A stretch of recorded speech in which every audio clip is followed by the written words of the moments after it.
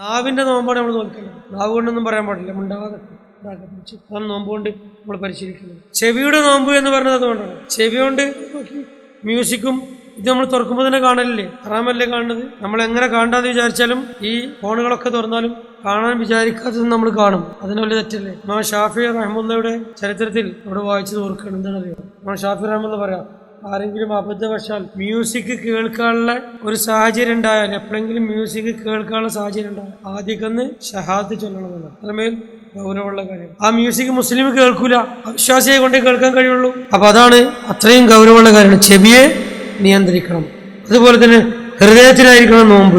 അഷ്റഫുൽ ഖൽഖ് റസൂലുള്ളാഹി സ്വല്ലല്ലാഹു അലൈഹി വസല്ലം പറഞ്ഞു, ഒരാള് നോമ്പ് നോറ്റുകൊണ്ടിരിക്കലും അശ്ലീലം സംസാരിക്കാൻ പാടില്ല, മോശപ്പെട്ട് സംസാരിക്കാൻ പാടില്ല. അതുപോലെ തന്നെ ആരെയും ശപിച്ചുകൊണ്ട് പറയാൻ പാടില്ല.